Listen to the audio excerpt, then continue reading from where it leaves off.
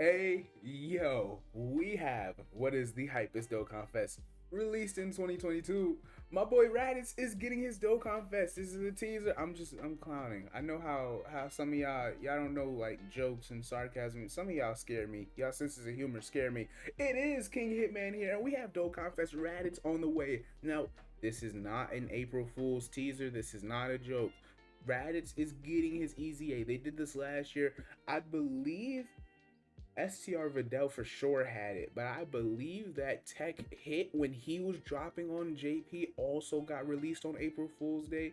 I don't know why they're not just releasing them on like March 31st and then April Fool's Day is the day after so that people don't get confused. But I believe that this happened with Tech Hit also. But the difference was Global already had Tech Hit. So when we see a hit teaser on JB, we knew exactly who it was. So with that being said, Raditz is coming up next. Now Raditz's categories, this is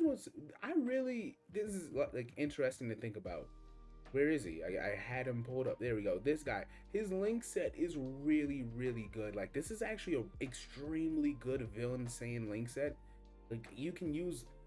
I like when units that can't have normal links. Like example, if you're a Super Saiyan Goku, you're gonna have Super Saiyan, Golden Warrior, Prepare for Battle, Kamehameha, Fierce Battle, and you know the etceteras, right? But when you're a villain unit and you can't have the typical Fear and Faith, Big Bad Bosses, I don't know, Brutal Beatdown, Nightmare, Fierce Battle, Legendary Power, that type of set, I need you to be like able to activate 2 to 4 links on every team you're on consistently. So Raditz is capable of doing that. On Goku's family, he can activate Saiyan Lineage, Saiyan Warrior Race, Fierce Battle, Prepare for Battle. Terrifying Conquerors, he can activate Brutal Beatdown, Nightmare, Fierce Battle, right?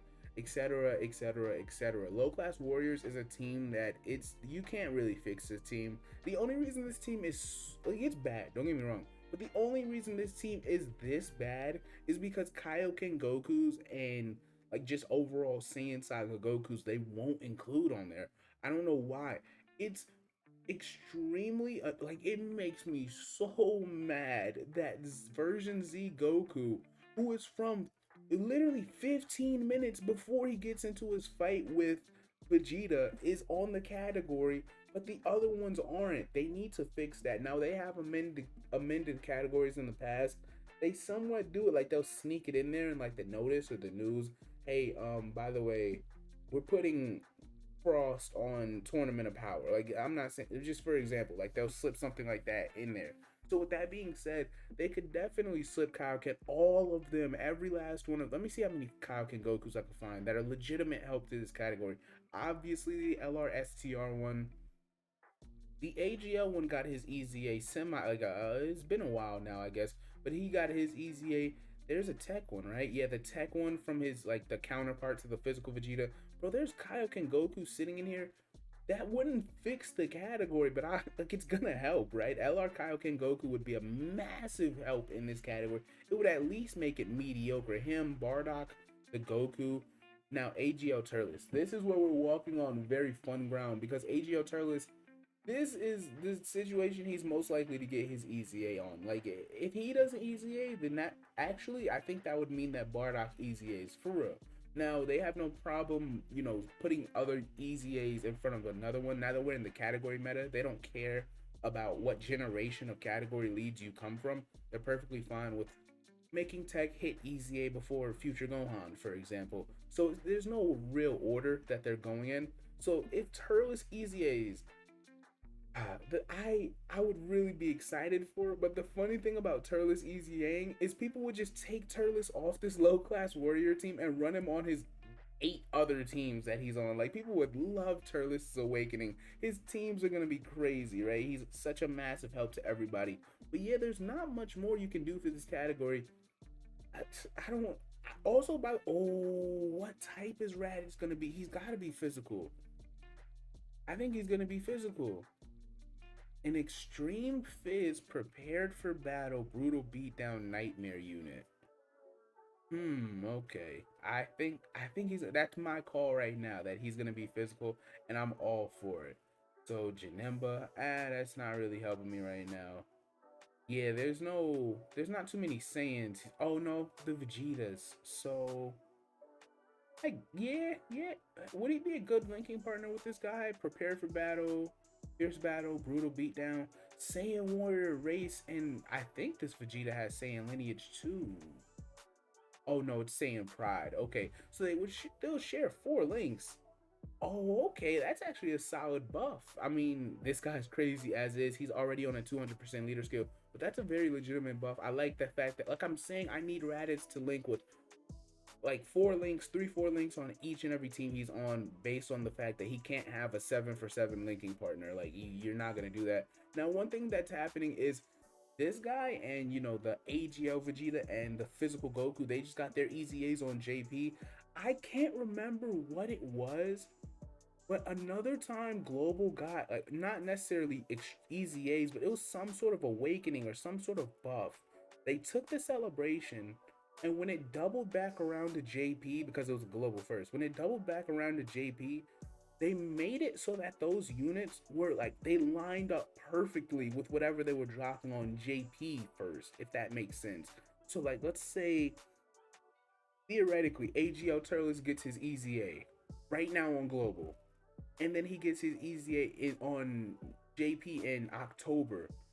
He would line up with like a new Dokkanfest, I don't know, slug or something like that. Like, it lined up perfectly. I can't remember the other time they did that. I want to say it was a Universe Survival Saga character, but I might be wrong. But anyway, the only other way you could buff these besides like this category, besides adding the Kaioken Gokus to there, is man, I guess you could EZA the Team Bardock, because they did the free to play iteration, just got their EZAs. So you could EZA the physical, or not physical, the grade 8 version variation of that team.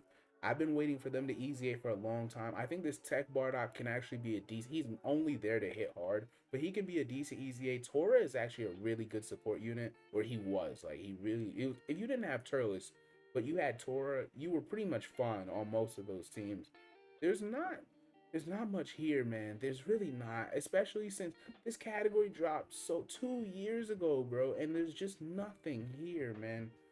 So I don't know what you would do. That's really all I've got for you guys. The only way we can, there's no idea of what Raditz is gonna do, right? The only thing we can assume is his link set is going to be identical to this tech one, and his categories, right? So we're in a 200% leader skill meta. However, I think they're going to introduce a new category with Raditz. I'm not sure what it would be, because he's not on Inhuman Deeds like a Nappa and Vegeta are. I don't know what he would be on or what he would lead. It'd have to be. Also, what's annoying about it is that Space Traveling Warriors just got their lead in Ginyu. It's not that Ginyu's not a great lead, but that team is so exceptional. So whoever the lead was, as long as they share like 2, 3 links, they were gonna suck it up and make it work. And that leaves Raditz with minimal options, right? I don't think he'd be a Goku's family lead, because the only evil Goku family members are literally Raditz's and then Tech Mask Saiyan. So there's not much that you can do there. Terrifying Conquerors, there's not much you can do there, because Ginyu, he's not leading Pure Saiyans. And then Low Class Warrior, and oh, it's so bad, man. I'm not sure. I'm not sure what they're gonna do with Raditz, because I feel like that team is filled out. So I think he's gonna have a new category in Low Class Warrior, and then give maybe 200% to Pure Saiyan, maybe 200% to Goku family. We'll have to see how it plays out. Let me know what you guys think. I wonder what his super attacks are going to be. Also, by the way, this guy could get his campaign. I mean, he's not old per se. He's only like, what, it's been 10 months, 9 months, something like that, since he dropped. So he can get his extreme, not, damn it, why he can get his campaign, just his LR campaign, his normal awakening campaign. You get your orbs, some of your Kais and stuff like that back.